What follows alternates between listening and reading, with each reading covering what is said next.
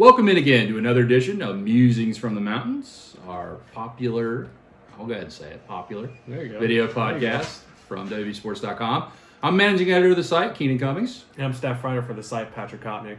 Monday, usually a bad day, going back to work day, but for West Virginia football, it was a commitment day. There you go. Mountaineers were able to add a 2021 commitment. Andrew Wilson-Lamp visited over the weekend. He had visited before. We actually saw him in person over the summer at a camp. He really impressed. And really, it's a big pickup for West Virginia this early in the process. Second commitment in the class for West Virginia. And a guy that they really liked at outside wide receiver. Yeah, and he comes from, the other thing, too, to add is that he comes from a pretty prestigious program there in Northeast Ohio in Stark County in Massillon, Washington High School. Storied high school football tradition there has produced players like Chris Spielman, Gary and Conley. They've actually, made a kind of a return to glory these past few years. They played in the Division II state title game in back-to-back seasons. The state title game this year, Wilson-Lamp had 2 catches for 128 yards and 1 touchdown, average 64 yards a catch.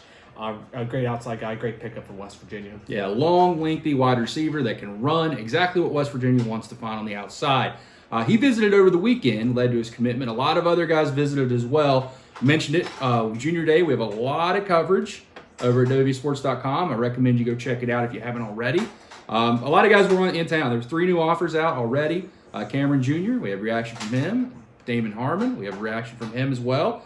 And Jamiri, I think is how you say it, Jones. All 3 of them, we have reaction from them. We have a lot of stuff from everybody really that was on campus. Still catching up with a few guys, but overall, successful weekend. I mentioned this in the 3-2-1 last week. You're not necessarily going to see a wave of commitments from these Junior Day events, but what they do is they get guys on campus, get one-on-one time, extensive one-on-one time. That's something I continue to hear over and over and over from prospects is how much individual time they got with the coaching staff, got with Coach Brown. That makes an impact. That stuff plays long-term, and it really kind of sows those seeds of, is West Virginia a place I'm really interested in? And then they start coming back for more visits, a better relationship, and eventually a commitment. It's how this thing works.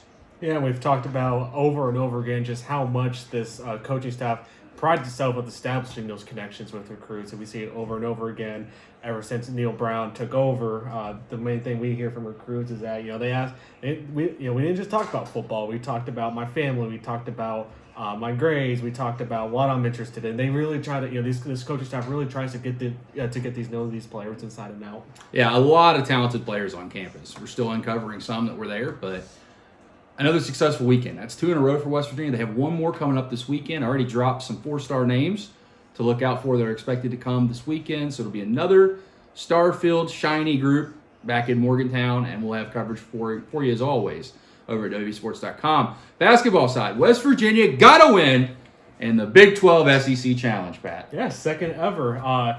You could say that things started to get a little worrisome for West Virginia, only holding a 1-point lead at halftime when Missouri went on that, I believe it was a 17-4 run to cap off the first half.